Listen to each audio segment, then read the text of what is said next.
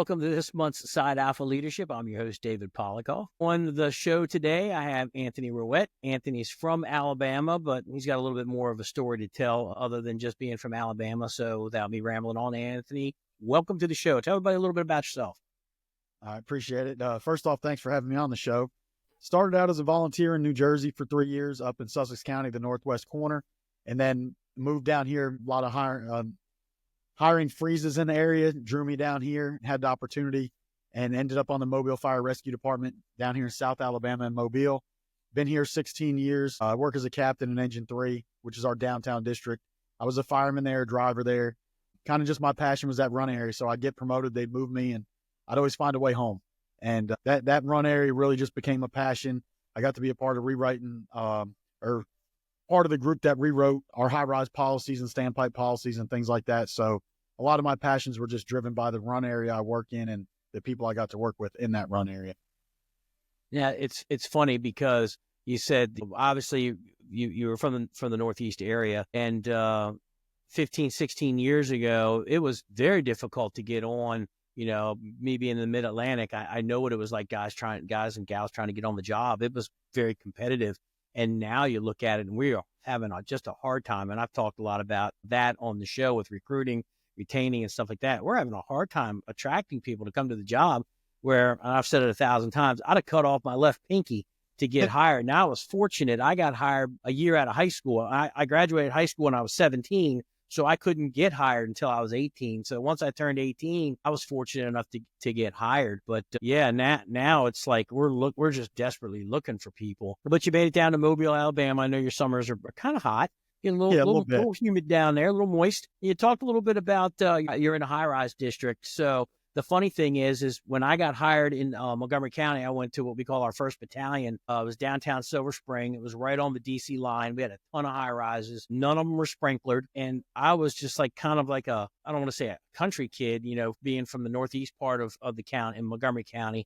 But, you know, we had like one high rise and then the rest were just houses, farms, barns, things like that, garden apartments. And when I got down to Silver Spring, you know, we're running high rise fires. And I figured, yeah, it's just the norm, you know, working high rise fire. What it is. It took me, you know, a few years on the job to realize that no, that's not that common. People aren't running high-rise fires all the time, but it does present its unique challenges. But the one thing I always tell people, I said, you know, the one thing that we do the best in Montgomery County is high-rise fires, and they always look at me. I said, we've never burned one down. You know, they always go out. But so you made and being in the 1st Battalion where I was rambling on with this story. That was the battalion. You loved it or you hate it. You didn't tolerate it. You either loved being there or you hated being there. And the people that loved being there, when they get promoted, they would work their entire career to get back there. And then the people that hated it would do everything they could do to get out of there. Very competitive. It was more like an inner city, like I said, right on the DC line. So, you know, we had 4 companies that were within 4 miles of each other total. And, you know, it was a foot race back in the day to get on the scene. You know, we would leave business cards on their windshield when we smoked them in their first due area. But yeah, that whole competitive, that downtown area, you know, I thrive for that. And I was fortunate. I got hired in the 1st Battalion and I retired in the 1st Battalion. So I got hired as a recruit firefighter and then retired as a battalion chief. So tell us a little bit about Mobile, Alabama. Obviously, it's a fairly decent sized city. And what are some of the things that you're doing there? Yeah. So, and like the cool thing with our run area in that part of the city is, yeah, we have a high rise district, but it's only a part of like our run area. It kind of circles out. We're in a point of the city. And so we deal with the high rise district, but what's really always motivated me to work there and I loved about that run area is we have a little bit of everything. So there was never a day you come to work and it's like, I got it. Like you would see something, be like, we haven't worked on that in a while because we have the high rise district. We have the tunnels. We have everything with the port. We're first due to the entire port and all the industry that supports the port. And it's one of the busiest ports in the country. We have the Section 8. We have the housing projects. We have the old antebellum, which is what we call a Queen Anne.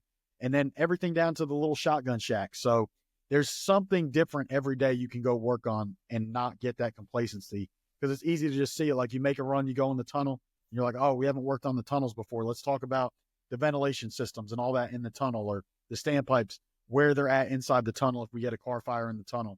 And it just makes it very easy to find something to train on or to motivate yourself that day to work on something. As a whole for the city, though, about 200,000 residents, a little over 500 guys on the job, 18 engines, 6 trucks, 12 ALS ambulances. We're like the lead agency, I guess you call it, for the state's Alabama Task Force 1, USAR, which in the city, USAR does its own kind of thing, kind of an off-duty thing.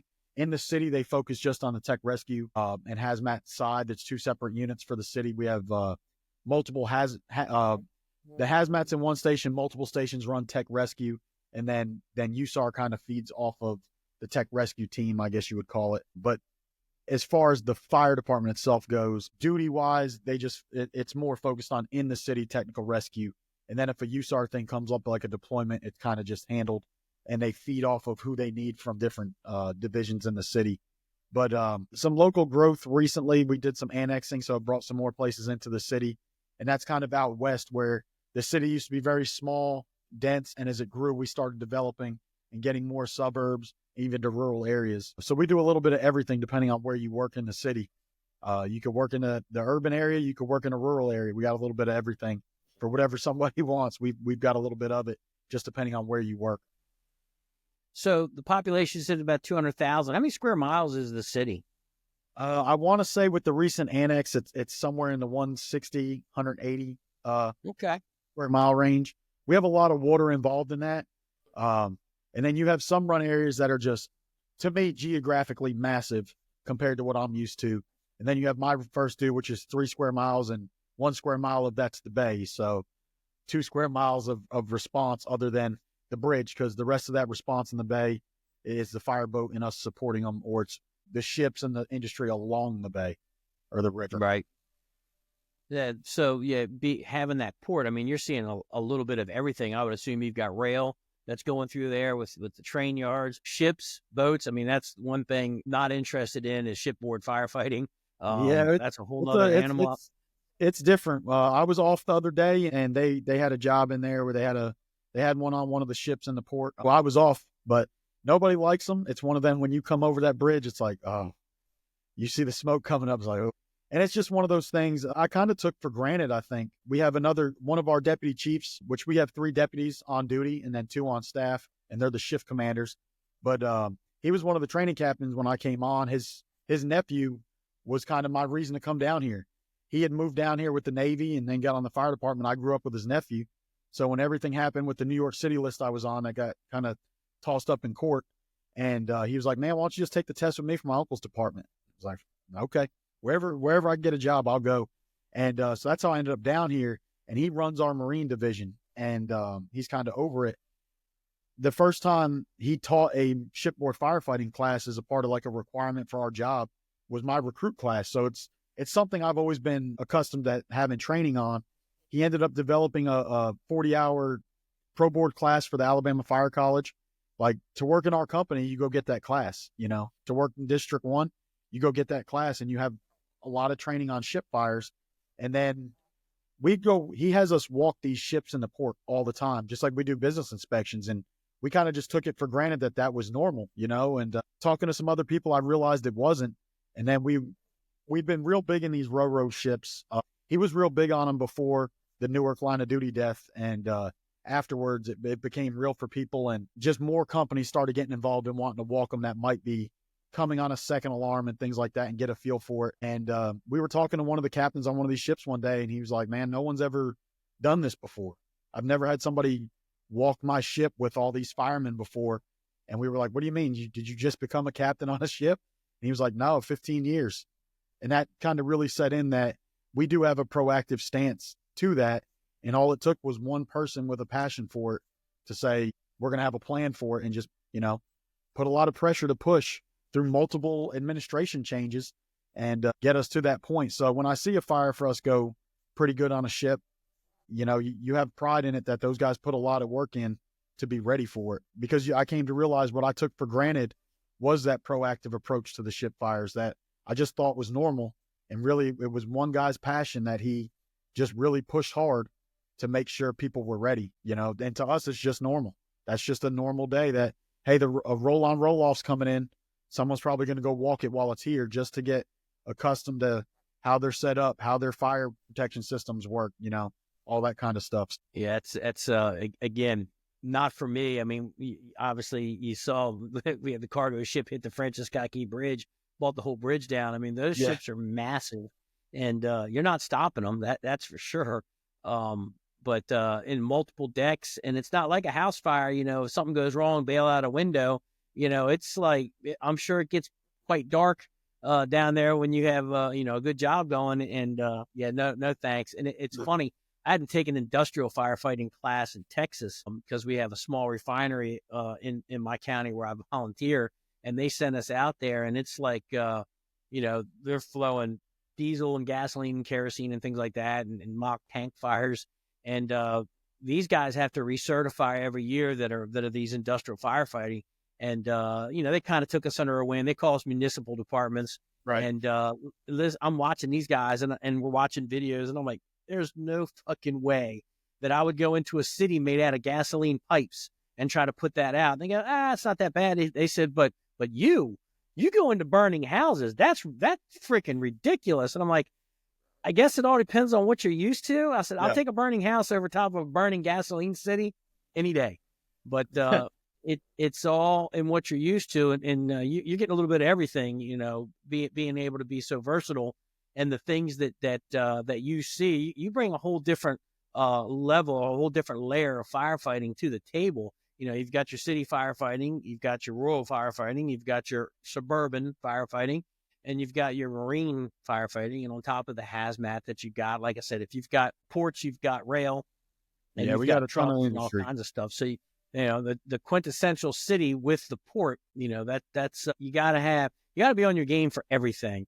They say that, we're an all hazards department, and we don't have rail, or we don't have waterways in Frederick that we would have to navigate with ships like you guys do. So, Right. Hats off to you. It's a whole skill set. And like you said, you have to come to work. You got to take a look at what's going on, find something new in your district, and then go train on it, and then go back and train on the things that, that you've trained on before.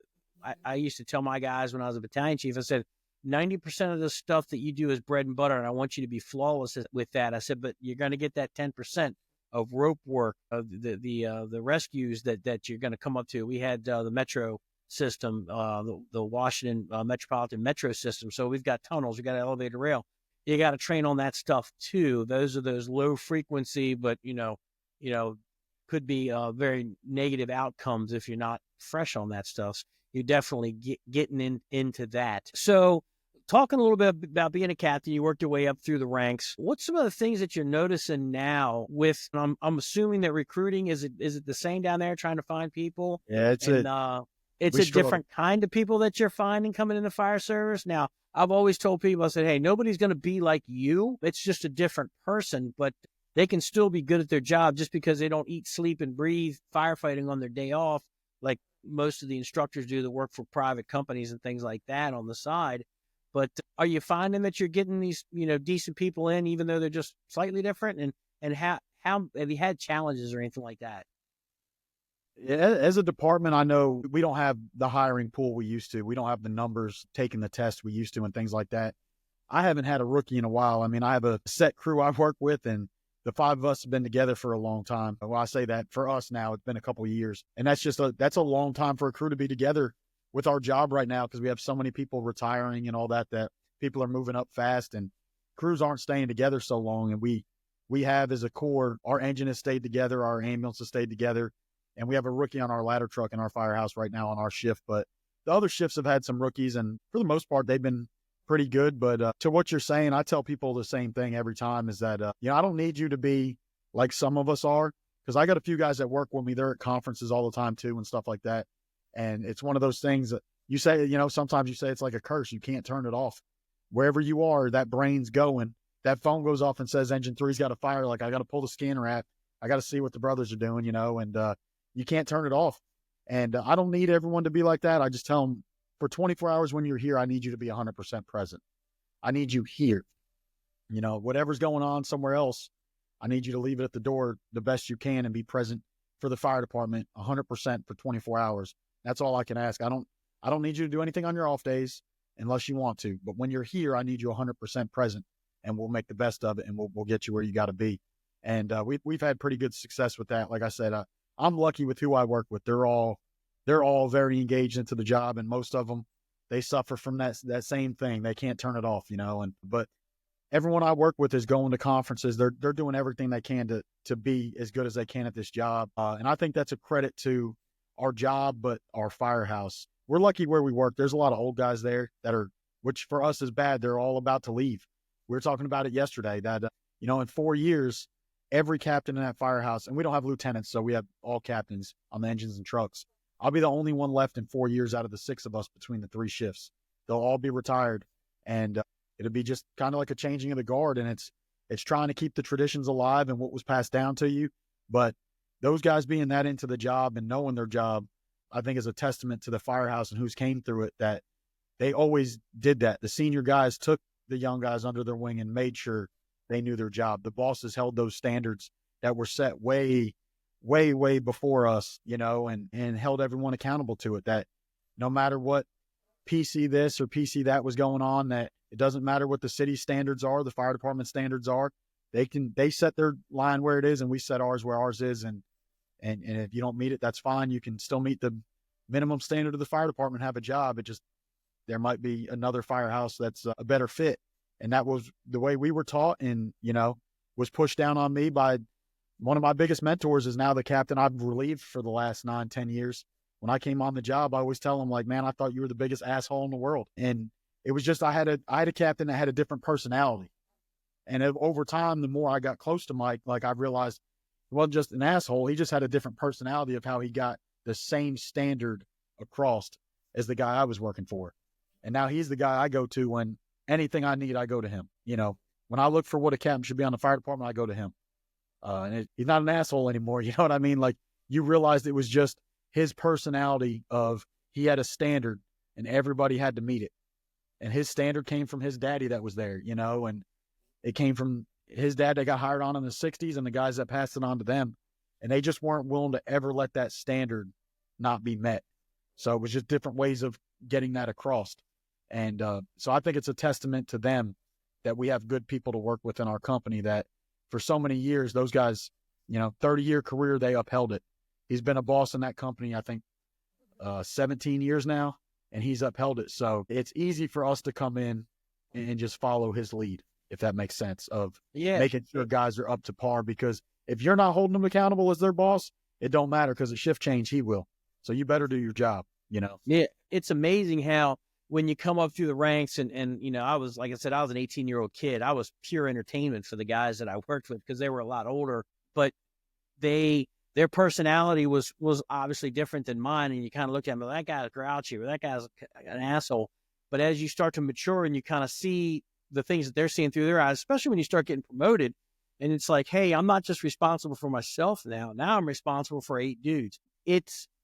You start to see what they see, and it can wear on you, and it's a little stressful. And you want to make sure, you have a reputation of, hey, when those bells go off and my engine goes out the door, we got to be 100%, because the second due company might only be 70% today, or the third due company might only be 80%. So we need to be able to pick up that slack. And, when you have a weak link, on your unit, is very frustrating.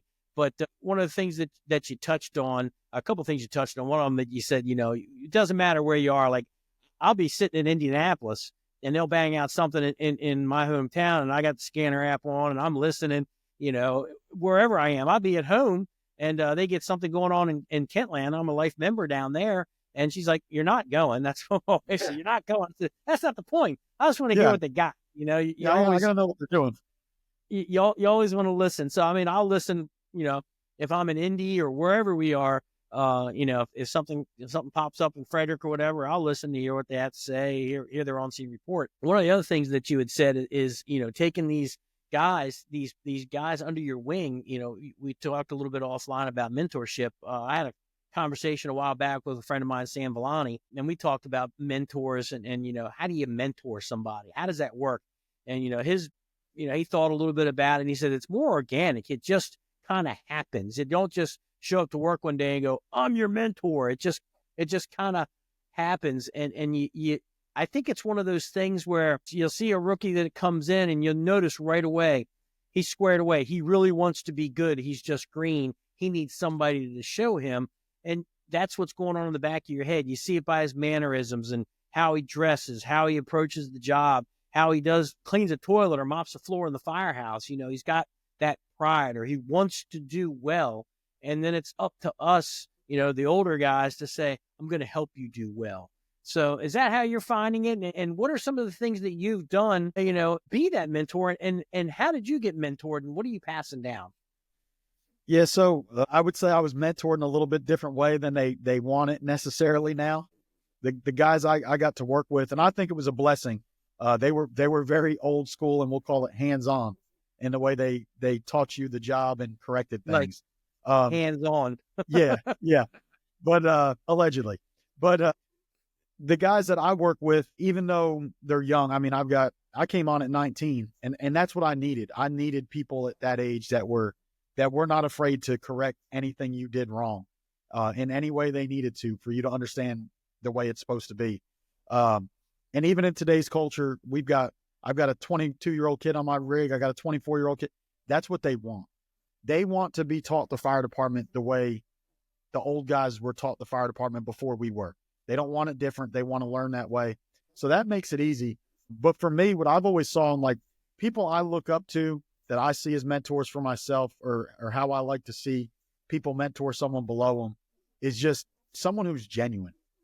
Like, if they're just, because they're above you, they're trying to train you up because they're told they have to, it's part of their job. To me, that's not much of a mentor, because they're just doing it. Where if they genuinely want to help you, or there's a genuine relationship between the two of you, then they genuinely care that you get better, that you learn the job, that you promote, that maybe you promote past them because they're where they want to be, but they genuinely care about your success in the fire department. That's who I look for mentors. And that's what we try to be for the younger guys coming on below us and under us. But what I've tried to set up, like in our company, is because I know guys are going to promote, and they're going to promote early. It's just the way the job is right now. We're losing so many senior guys just through retirement and all that kind of stuff that, kid tried to walk in on me. But that we try to set it up that guys get used to that role. So we tell everybody from day one, like, hey, we have a chain of command for the fire department, and you have a chain of command for the company. If you're the youngest guy, the newest guy, when you have a problem, go to the firefighter right above you. And if he don't have the answer, he'll go to the firefighter above him. And if he doesn't have the answer, he'll go to the driver. And the driver will do everything to not have to bring it to the captain. And it doesn't just come from me. Like, when they come to the company, I meet with them in the office and have expectations with them and tell them what to expect of us, what I want to see out of them. When they come out of that office, the driver's waiting on them. And he talks to them. And that's one of the first things he tells them is, like, you bring it to us. Don't bring it to the captain. If he has to deal with it, that's a problem. He only deals with it if we can't. And so they try to train each other. But what that does for us is it teaches them how to teach somebody, how to train somebody, because they do it. There's a lot of times if they know a drill's coming up, they're working with the newer guys off to the side without me to make sure they're brought up before we prep for it and do everything on our own or go to the drill or whatever. So if they see someone struggling, they handle it amongst themselves. And I think that's key to them promoting and being ready to know how to train a crew. It sets them up for how to deal with the one thing no one wants to deal with when they promote, and that's have a hard conversation. Tell someone they're not doing good at something, or correct a problem. If they're identifying, hey man, that guy struggles with ground ladders, I'm going to go over there and work with him. It still had the conversation of, we got to work with ground ladders. Well, why aren't we stretching hose? Well, you're good at that. You're telling the guy he needs to work on ground ladders. So it's developing that ability to bring the fire department along as they promote. And that's just what was taught to me. When I was coming up, the captain I worked for, he had a huge impact on my career. And when I took the driver's test, he knew part of driving was you would act captain when your captain was off. So he started, hey, I can't let you ride the seat even though I'm here. It's just the way our books work. Because you're a firefighter, you can't act captain. But for all these drills we do for the next couple months till you get promoted, you're going to act. You're going to be the officer, and I'm going to evaluate it and see where we need to work with you so that when you get in that role, you're not just thrown to the wolves. You have some training on it, and we've worked on what you need to work on and got you ready. That's huge. A lot of the stuff that you said, about, and I felt the same way, as like, it shouldn't come to the captain right away. You would tell the new rookie, hey, maybe you've got to assign them a preceptor, but there's a hierarchy. If it comes to me right away, then we've got an HR problem. If you're coming to me right away, something needs to be handled. But empowering your junior firefighters and your senior firefighters and your technicians or drivers to help to stave off any issues or answer questions, fix problems before they come to the captain. That's all part of teaching somebody how to make decisions. Several podcasts over the last year, I've been talking to people that, we've got this gap in learning where people aren't making decisions on the fire ground, or they're afraid to make decisions. And I don't know why, but it starts off small. Hey, if it's got to come to me, then it's gone through 4 or 5 other guys and you guys couldn't figure out. Now it's a huge problem. But allowing them to listen to what the issue is and then come up with some solutions. And then after it's all done, they'll come and, hey, Cap, just want to let you know this happened, this happened, this happened. This is what we did. You cool with that? To me, that's learning how to make those decisions. And when they're right decisions, you file that back in your brain. And when that happens again in the future, you're a little bit faster and then a little bit faster. It's just like running those calls. I've done this before. And this is what the outcome was. And you get a little bit faster. So empowering your guys to be able to take the reins of the new people and teach them what to your expectations is huge. I don't think the captain should be down with the rookie book opened up and doing all the things to get them prepared to pull lines and things like that. That's a company level. That's firefighter level stuff. It comes to you to make sure that they're ready to go to the academy to take their final tests, to come into the field, to be an actual, coming off probation and whatnot. So that's huge. And it crosses so many things. You're not only showing your people you trust them to help the next generation. You trust them wholeheartedly that you don't have to be there, to be looking over their shoulder, but it teaches the firefighters that eventually want to promote to be able to make decisions and know that, hey, even if my decision wasn't right, the captain didn't come down on me. He helped me get it to 100%. My decision was at 80%. He helped me get it to 100. That's huge. And all of that it just plays into that rookie firefighter eventually is going to be that senior firefighter for that next guy to come in, and they're going to see how things are supposed to work in the station. And hey, I'm not going to bother the captain with these trivial problems. I'll fill them in later, but we're going to fix it now. So yeah, that's huge. There are those officers out there that feel they have to have their hands on everything. And then at the end of the day, they get nothing done. The things that need to happen, the admin stuff, the boring crap that still has to happen, you get none of it done because you're too busy trying to run everything when you've got some talented dudes that are in the fire department with you that can be doing that stuff for you. So that's huge, man. Yeah. But it's also, to me, it's a testament of who you work with, because it's hard to do that if you don't have good people. And if you do, and like for me, I've got people I've been with for a long time. My driver's been with me since he was on probation. I had him as a rookie fireman, and when he got promoted, we were able to keep him. And so he knows everything the way I want it, and I want it the way the guys did it before me, they taught me, and he knows those standards. So he knows the answer. I can understand with departments that they don't have that, where you've been together a while. Maybe they're going to the captain because they don't know the answer, or they don't know what's correct in that situation. So I think some of it is just a testament to having those people there. And I could see it if you're having company problems, you're wanting to have your hands in because you're having to fix things. And so again, I'm blessed to be in a situation I'm in where that's not the case, and I'm able to step back. And for me, it was hard at first because, especially with the hands-on training, like if they were doing things with skills, I came on so young that I'm a young captain, and I made it early. So I've always been a young captain. So when they're out training, I'm wanting to do it with them. I'm wanting to be right there with them. And our, what was he? So two chief of departments ago, I'm at Central Fire Station. So it's a block long, half the building's the firehouse, half's all the executive staff. So the chief of department was in our firehouse, and the captain on the ladder truck on my shift, he was in the firehouse with the chief of department when he was a captain for 10 years. So he would come down and, just BS with us sometimes. And when he was leaving, so we were in there, we work out at 3:00. Me and the captain on the ladder truck are working out, and Chief Seeley walks in the dorm where our workout room is. And he was talking to us, and I was just kind of looking around. I'm like, man, where are my guys at? Because you never see one of them alone. You always see them all together. and they always work out at the same time. So I'm like, man, where they at? And he's like, man, they got a hose line hooked up to a fire hydrant across the street. They're out there training. And I was like, all right, well, let me go down there. And he was like, no, stay up here. Sometimes they need their time alone. And he made me realize that they took them out there for a reason. Sometimes they just want to go do something. Sometimes it's their way to talk to each other. And sometimes it's they're addressing an issue before it comes to me. Like, hey, we got to get this guy trained up a little more, or, and sometimes it's just someone willing. It's easier for them to go to each other with a question or a problem, or I need to get better at something, than to bring it to me. So it was a stay up here. In his words, sometimes daddy needs to stay away and let them deal with it themselves. And you just recognize what they're doing. You don't have to say anything. Just let them do their thing, but you don't need to always go out there. So it wasn't something, it was something somebody taught me.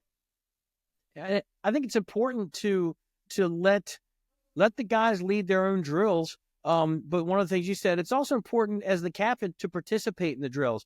And one of the things that I was trying to hone in on is that you can participate in the drill, but you don't have to run it. So if they're pulling hand lines, be the first one up saying, I'm going to pull the first hand line to show everybody I'm the leader and I'm setting the example. I'm going to participate in your drill, but not run it. And you pull the hand line and you put your SCBA on and you run through the whole thing. We had our third quarter training a few months back in Frederick, and we were doing vent enter search. And the training crew had secured a building in Fort Detrick, which is a military base in Frederick. We have a really good working relationship with those guys and their fire department on there. They come off mutual aid. So they had a vacant building, and they were the third quarter training was vent enter search.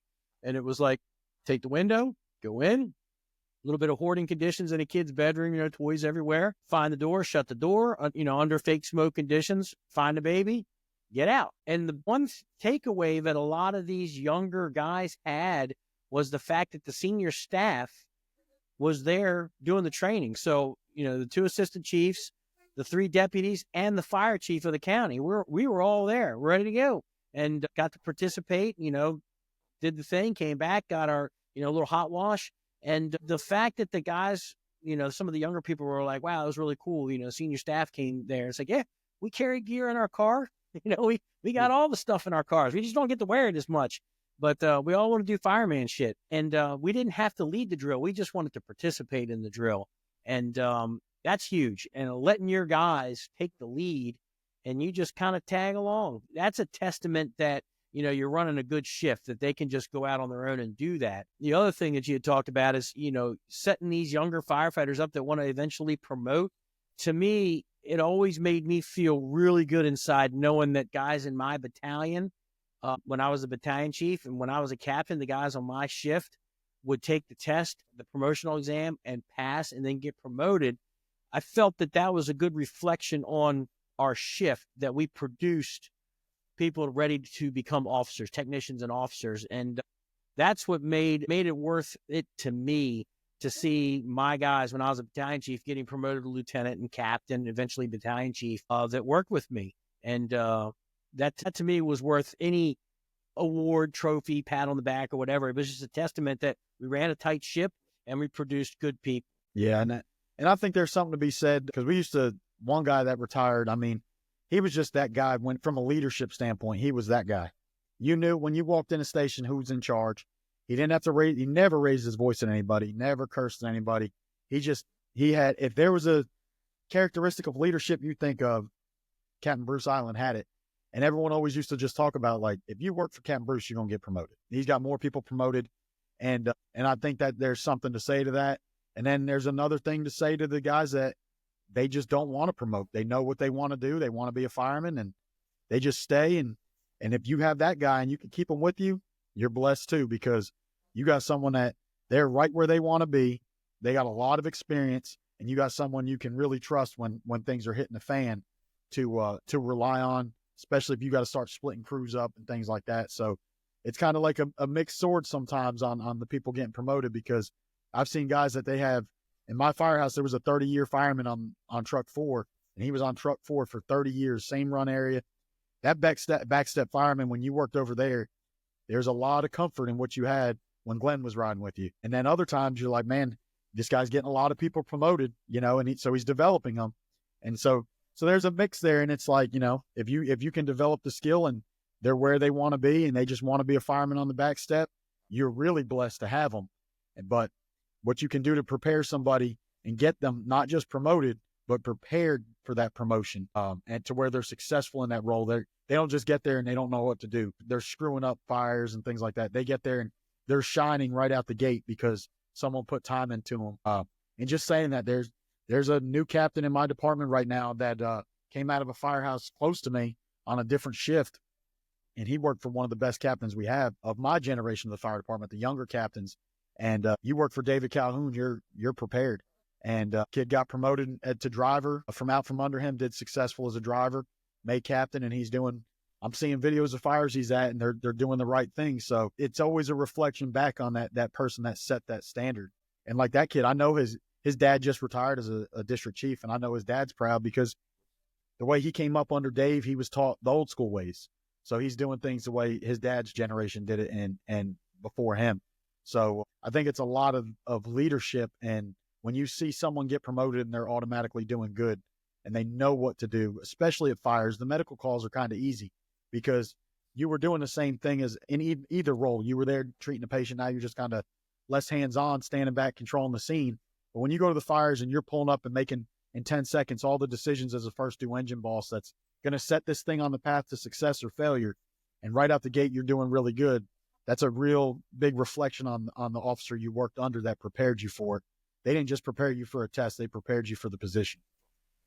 It's a testament to you when your guys get promoted, knowing that they're going to do the right thing coming out the gate. It's always a reflection on you. And that's what I used to tell people is like, when you leave here, when you get promoted, it's a reflection on me. And, if somebody leaves my shift and they suck, well, that's on me. I allowed that to happen. And I was very keenly aware of that at a very early age. I knew, when I worked at one engine, when I got hired, that they were aggressive firefighters. They had a lot of pride in their station, and I wasn't going to do anything to screw that up. And I carried that forward throughout my career, no matter where I went. Even if I was at a slow house, it was always like, this is the place to be. Even though we don't run a lot of calls, when the bells do go off, we're going to be better than the companies that are coming in because sometimes we have to. And I always wanted to be that shift that, engine so-and-so's here. Oh, Dave and his crew are here. My ace in the hole in case, we're not getting it. I can get another line. I know they're going to do their job. Again, to me, that's worth more than any trophy or award or whatever it is you're going to give, your firefighters, to know that you are dependable and a reliable crew and that you're going to get the job done. And then the people that leave out from under you that get promoted are cut from the same cloth. They are reliable officers. And the higher ups are trying to get those people to come to their station. I remember when I got promoted to captain, I went to a very slow firehouse, and our assistant chief of our shift chief actually called me up after I got promoted, and she said, I want to apologize. And I'm like, for what?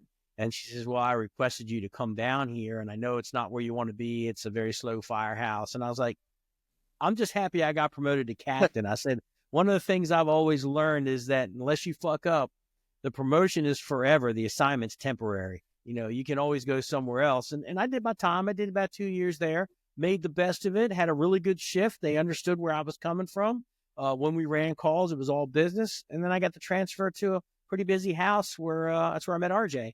And, the rest was history. But, yeah, you run a tight ship, you run good people. And when they get promoted, when they leave your nest, that's a reflection on you, and they're going to carry on what you had put out there to begin with.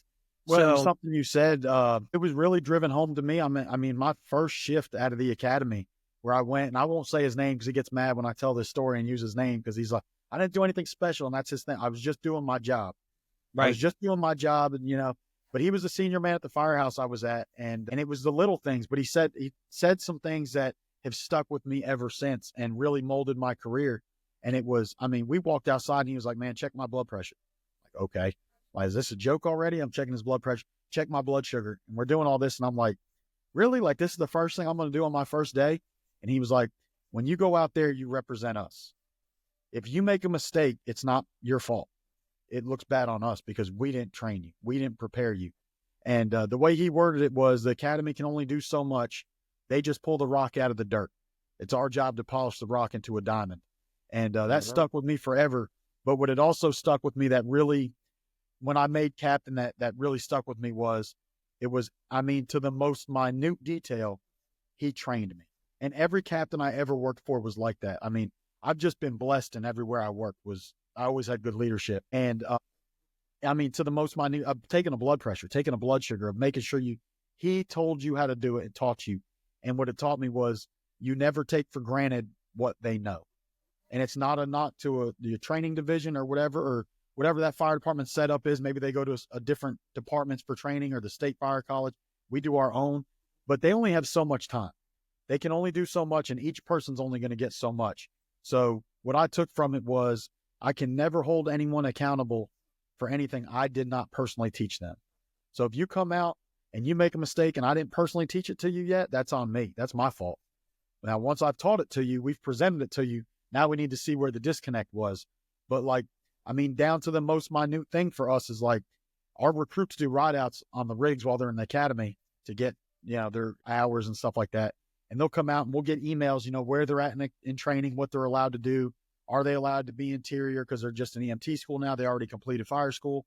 Are they just in fire school? They can catch hydrants, whatever the deal is. And be like, hey, man, so where are you at? Oh, we can catch the hydrant. Like, okay, cool. We're going to go catch them. And the first thing we'll do is we're going to go catch hydrants.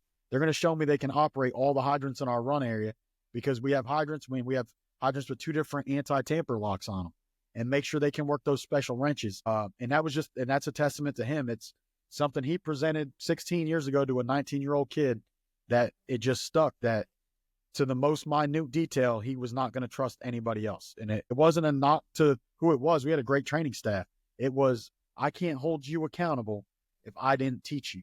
And if you make that mistake, it represents me, not you. So I got to teach you myself and make sure you've got it. And I've carried that with me since. Yeah, I agree 100% with what you said. You said it a little more eloquent than I would say it.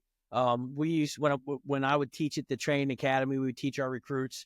You would get the phone calls. It's like, this guy's a piece of shit. What kind of people are you turning out there? And I tell them, I said, look, we got him for 26 weeks. You have him for 12 months. Fix it. We give them the basics. It's your job to make them that diamond. We gave you the rock, you make them the diamond. And there's some people out there that the best they're ever going to be is a C-level firefighter. And that's what it is. But you make sure that they can function. The one thing that you said, I've said it before, is, if I didn't teach you something, that's on me. I'll teach you. And if you make a mistake, no big deal. We'll figure out where you made the mistake and we'll go forward. I said, but if you keep making the same mistake, then I'm going to think something's wrong with you, and I might have to give you a factory reset in the back of your head. But, if you didn't, if you don't know how to do something, it's okay. That's what I told him. It's okay not to know. Ask the question. But once you get the answer, it's your responsibility to remember that answer. But yeah, that's 100% true, is that, if you failed and I go back and look and say, we never showed you that, that's on me. And I can't get mad at you for something I didn't show you how to do. It's on me. And that's all part of the humility and an understanding, hey, I failed in that aspect, but it won't happen again. And what you'll find is that your bosses come to you and say, what the hell, man, that guy didn't do this or this or this. Yeah, chief, that's on me, because I failed to show him that. Kind of slipped through the cracks. But I can tell you right now, from this day forward, it'll never happen again. And then they walk away. Taking that responsibility, as opposed to saying like, oh, these new guys are turds, can't do anything with them. I don't understand what the hell's the problem. You're the officer. It's on you. So, yeah, man, 100% agree with what you said. Coming down to about 15 minutes, but I do want to talk about some standards and stuff like that. Well, one of the things that we talked about offline, when I got hired in Frederick, we were just coming off a line of duty death, and we had to put together some new policies pretty quick. I never had written policies. I've always been part of the group that, kind of looked it over, made sure that all the I's were dotted and the T's were crossed and things like that. But to develop policies, from its inception, I've never done that before. And I found it kind of interesting, kind of neat, that your words ended up on paper, and that's what everybody's doing. I didn't do it by myself, obviously, but being part of that is a pretty eye-opening experience. What have you seen now as a captain? Obviously, you've got new things that are coming into the city. Obviously, when new things happen, or when people get hurt, or God forbid a line of duty death, you really go back and you look at your standards and your policies, and maybe they need to be tweaked. Or what we find is that this policy says this, but it also points to this policy, but this policy doesn't say what this says. And then this policy over here doesn't say what these all say, but they all go together, but they're saying three different things. And I think a lot of departments are finding that. So where are you in the mix of that with developing standards and things like that? So on the department kind of formal aspect, I guess we'd call it, I have got the opportunity when we rewrote our books for our high-rise policy, that I got to be a big part of that and help lead that group together, which wasn't just a policy, right? I mean, we got to rewrite the policy, but also it was a lot of equipment being purchased. It was a total rewrite of everything we do. And so that was an experience. One, to get that many people and try to get one result out of it, but to take something that was very, very outdated. And to me, we were just wrong. I mean, 1 3/4 off gated wires and standpipes in commercial buildings was not a plan, but it all took an administrative change. We had an administrative change. The guy I worked for years had been pushing for change and beating his head against a brick wall, not getting anywhere. And we got a new fire chief, and he put a new staff in place. And, we're close enough to the high-rise conference in Pensacola that we talked the operations chief into going. He used to be the captain of one of the guys in the firehouse, and he went and he came back and he was like, hey, we're going to put a group together and we're going to make change. And they really did. They didn't care what it cost them. They spent money, bought all new equipment, rewrote the books. So I got to be a part of that. That was an experience. It was fun, and it was good to see the good result come out of it. I get to sit on our safety committee, which I kind of, wasn't a fan of when I got asked to do it, because I didn't think it was going to be what it turned out to be. I was like, I don't want to be on a safety committee. And the guy, our health and safety officer that runs it, he was like, man, I want people on it that can look at things that are happening, injuries that happen, and find a way to fix it through training versus just discipline. See where deficiencies are, and we can address it in training. And so that was a motivation. So it's been a different view to be on that and see what goes on into the wrecks, the injuries, the things like that. And we had to investigate a pretty significant injury a while back that you got to really have a different outlook than just the operations side of what happened. And you got the full picture, and to see, not on my end, I mean, ours was just the fact gathering and figuring out what happened, but to see I've never worked on staff or administration. I've always been in the field on an engine. So to see what the health and safety officer went through to put, a report this thick together, because it was a very, very significant line of duty injury. So our outlook was to investigate it the same way we would a death, because it was bad, and to make sure it didn't happen again. And to see the work he put in and what he had to do that was a whole different outlook to the way we solve the world's problems at the kitchen table sometimes. And then in the firehouse, I mean, we have our books and our standards and SOPs and all that. And then for us, though, it's really the way we look at it. We're driven by firehouse culture and firehouse standards, and we have to follow that SOP. But our standards are to operate to a level that was established way before we were. And we're very, very big on, we know where we came from. We know the history of the fire department.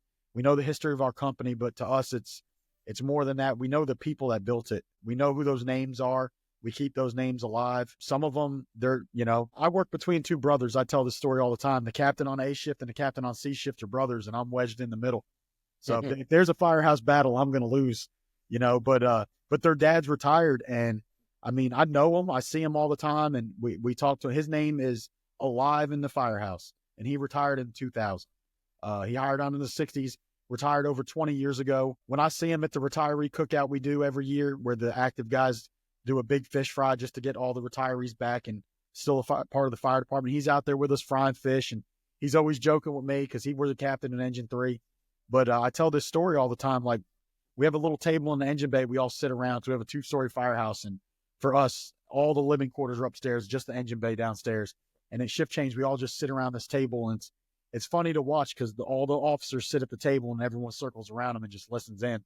And they had made a run, and Mike calls his dad, and he's like, they're going to breakfast or whatever, and tells him, yeah, we had a late run, and tells him where the run was. Says the Van Antwerp building, and we all hear his dad say, the hydrants are here, the stairwells are here, the FDC's here. He's been gone over 20 years. This was a couple of years ago. And our whole shift looked at each other like, man, we thought we were good. We thought we knew our streets and our buildings and our water system good. He's been gone 20 years, and he knows it like we do. So we got to step our game up.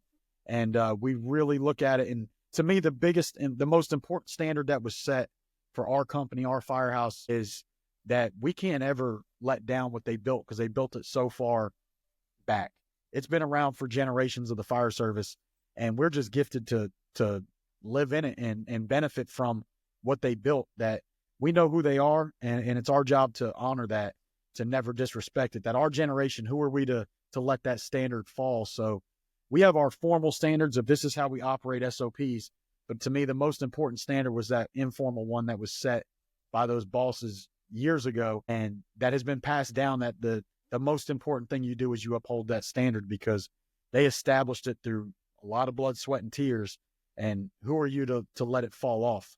So to me, it's always been, when you get around the retirees, a lot of humility comes with it, because you might think you've got the job figured out, or you're doing a good job, and you realize just how good they were. And the standards to try to live up to it. And if you have that motivation and a standard and a culture in your firehouse like that, it'll drive a lot of people to success, because they have that motivation of, they know this person that built this, or that was a part of building it, and they don't ever want to let that person down. And one of the things to understand is that, as the fire department evolves, the policies change. We learn new things as we move forward. We learn new things that the old guys like, well, we used to do that, but we didn't call it this, but it's still the same. It's still okay to be aggressive. And I tell people, that's not a bad word. Being aggressive means that you're hitting it hard. You're not yielding to the fire. You're going in and you're doing your job, but you can still do it relatively safely. You can still put a factor of safety in it. Our job's never going to be safe. We're always going to take risks. It's always going to be dangerous, but we can still be aggressive without being reckless. One of the things, I just had Chief Norman on here last month, and one of the things we talked about is the old retirees that come to the firehouse. And I tell people, if an old retiree comes to the firehouse, you get a cup of coffee, shut your fucking mouth, sit at the table, and listen to what he has to say, because he's going to regale you with some stories of shit that you can't do no more, but you're going to get little nuggets of lessons out of that, and hear how things used to operate and why we are where we are now. The things that used to happen back in the day, and how we still kind of carry that legacy forward. It's wrapped in a different package, but underneath it's still the same. You got to listen to your retirees, and we do an old school night in Kentland once a year, where all the old volunteers come in, and we sit down, and the younger guys make us dinner, and we just sit and bullshit. The first Wednesday of every month, they have a retiree luncheon at the Elks Lodge in Frederick, where Montgomery County guys and Frederick guys get together, and we just have a lunch. And my boss, Shane, we both retired from Montgomery County, we go and we sit there and we just see some of the older guys, and to be able to just sit back and listen to their stories, and kind of chime in on the things that we knew about. It's important to know where we came from. It's important to know our history, and it's important to still have that history entwined in what we do now and in the future. Even when we write new policies, we're still doing the same thing. We're still pulling hose lines into buildings and squirting water. The nozzles may be a little more expensive. The gear is a little bit different, but the job's still the same. We just got ourselves a little bit more educated to make the risks that we take to try to edge some of the danger out of it. We're never going to breathe that out of there unless we just decide that we're going to fight fire from 100 yards away and not go inside a building anymore. The danger is always going to be there. We just are better taught. We understand the science behind it, and we have good gear, good apparatus, good tools, and then we have the good stories from the old guys that are kind of still coming around, and that's huge. So that's good stuff. Yeah, and to me, and again, who I got to work around, it's one thing to set standards. You got to be willing to enforce them. And I had a chief, when he retired, he was the senior man of the entire job, 40 plus years. And he didn't mind. He let it be known what his expectation was, especially for fires, and you better meet them. And if you didn't, he was very clear. It's not personal. It's professional. But this is the standard to work here, and you will do this. And I mean, some people might think like they don't want to work for somebody like that. We loved it.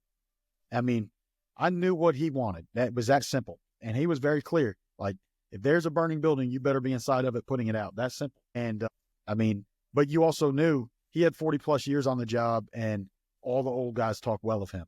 They all say he was a fireman, you know? So it's easy to work for that guy. And it's also easy to do what he asks when there's that much experience watching. Because we get 2 chiefs on every fire, and we would get the 2 most senior men on the job as our chiefs at the time. So we had over 80 years in the front yard watching this fire when we're in there. And I mean, that makes things easy too. But he never once would pull back because he was friends with you or whatever. If you made a mistake, you didn't uphold his standard. He was going to settle it, and it wasn't going to happen again. And to us, that made us love working for him. We would do anything he asked, go anywhere he told us to, out of just pure respect, because he came from the old school fire department. And you knew he did it because the way the old guys would talk about him, and he was not willing to let it fall. What he believed in was the old school ways, and you were going to do it that way, or you just weren't going to work in his district. That's simple. And he would tell you that. And we respected him, I mean, immensely just because of that, because his standards were what they were, and he was not willing to let them fall for anything, for changing of the times and culture and PC this or PC that. He was just who he was. He still drives by our firehouse every day, going to his little job he does in retirement. He stops by. I mean, but on our shift, he was loved. I mean, we did a steak dinner just to have him back in the firehouse. Like, come back, let us cook steak for you, because we want to have a night with you. We want to show you you're still part of it. And not everybody gets that. And was he hard on people? Yes, but I mean, it drove people to want to do good for him. So it's one thing to have a standard. You got to be willing to have hard conversations sometimes to enforce that standard if you want it to really mean anything. And consistency is the key. That's part of, the backbone of leadership is being consistent. So we're at the 1 hour mark. So I want to dive into a little bit about what you're doing now with your company, the standards that you're throwing out there across the country when you're teaching. Give your company a little bit of a plug and some of the stuff that you're doing and some of the things that are coming up and where they can find you with social media and everything else. Yeah, so I'm kind of deep into 2 things. So I got Port City Fire Training, which is my company when I travel and teach, and mainly focus on engine work because that's my world. I don't get out of my lane. I've never been assigned to a truck, so I'm going to teach you what I've done and what was passed to me. I didn't create anything. Nothing in the fire service is new. It was all taught to us, and we're just passing it on with our spin of our experience and how it played out for us. And I can just pass on what was taught to me and what I've learned through my experience with it. And then I was also got to be a part of, it's undergoing a name change. It's becoming the National Firefighters Training Foundation, but it was the Alabama Firefighters Training Foundation that I started with a few close friends here in Mobile, Joe Pettis, Enrique Bush, as well as Todd Edwards in Atlanta, Mickey Farrell in New York City, JP Robert up in Coleman, Alabama, where we really tried to do something for the state, do something for home, and just bring a lot of training to the state. And for the most part, just give it away. Bring these national instructor guys in. You don't have to pay money to go. You don't have to travel. You don't have to go to a hotel. It's going to be in your backyard. And it's something that's really got close to all of us, all of our hearts, but really close. We've been doing it for a long time now. I mean, what we do in Fairhope every year, every March, the 2-day live fire class there, the people we've brought to our backyard, and, Bob Pressler, Jim McCormick's coming this year. Just the guys that have come, Ray McCormack, Steve Robertson, all these guys that have come in. And then the name of instructors we brought in for lectures and giving it away. And the lectures we do are at my firehouse, my fire department, our training academy. So it's close to me. If I bring you to my fire department, it really means something. But to be able to grow that, we're going to try to do, really grow that and expand on it and do some of that stuff nationally now too, with those drill night trainings where you don't have much training going on in your area. We can bring somebody in like a Ray McCormack and you can go for free. Just bring something to your area and give it away and try to find a way, to make that training available for that young guy. Cause I was that young guy. I hired in young and, had that, like I said, can't turn it off. So I was wanting to go to all the training I could. And the biggest problem is getting off of work, paying for it when you're only making so much money. And I was blessed, my wife was understanding of it and she knew this is who I am. And she didn't mind that I was spending money to go to a conference or traveling to go to a conference and all that. And not everybody can do that. So we're trying to find a way to make it just available. If it's already to where there's a training conference near you, wherever you live, you within driving different distance of a conference, but to try to find a way to make it to where, hey, there's nothing in your area, we can get that big guy for you and make it available for you. And maybe that brings the young kid along that just didn't have that mentor that was teaching him. And now he finds that he gets a Ray McCormack to talk to him, a Todd Edwards, a Bob Pressler, and it changes the whole path of his career. That's good stuff. And, it's funny you said that, we did the same thing. And I'll say RJ and some of the guys from Frederick's Union, they decided, hey, we want to have a conference in our backyard that brings the same, high caliber of training and instructors. So the Key City Fire Conference that went off last year for its inaugural voyage, and it was a huge success. It's coming back this year. It's going to be a little bit bigger. Mickey's coming up. He's going to be one of the keynote speakers. I don't know if you're coming with him. If you are, we'll take you into the city and we'll get a beer. But yeah, no, I couldn't make it. My anniversary is during the conference. So as much as I can't turn it off, there's certain times I got to turn it off, and I know what's important. So I got you. But, it's so true to be able to say, hey, there's always a conference in your backyard. We wanted to truly have one in our backyard, and RJ and a lot of those guys on that committee put that thing together, and it worked out really well. So my ask of you is, when that thing comes up again, make sure you drop RJ a phone call, because we would be more than happy to come down there into the nice sunny parts of the Gulf Coast of Alabama to help teach anything that you want, or even just be an adjunct instructor for one of your classes. But we would love to come down there. That's good stuff. And to be able to say that you're doing your best to teach the fire service, I believe it's all about giving back. We've done a lot of free conferences and things like that just because we're giving back to the fire service, because we got so much from it. I know you're doing that too. That's huge. And to be able to not only want the desire to teach the fire service, but to actually have people show up to want to listen to you talk, it's amazing. It's a feeling I can't even describe it. It's very humbling. It's a little overwhelming, the people that just want to sit down and hear what you have to say. And we owe it to them to give them the best that we can give them. And that's what it's all about, man. Paying it forward. Oh, yeah. Yep, So, 100%. So, Anthony, again, thanks for coming on the show, taking some time out of your schedule. I appreciate it. And any parting words? No, just thank you for having me on, and your time, but using your platform to let me talk to you about some fire stuff, because I'm going to be thinking about it anyway, because I can't turn it off. So anytime I could talk fire with somebody, I'm down. So sounds great. Well, take care, be safe, and I'm sure I will see you out and about. If not, maybe I'll see you at FDI. Yeah, I'll be up there. So I'll be up there. All right, man. Take it easy. Have a good one. You too.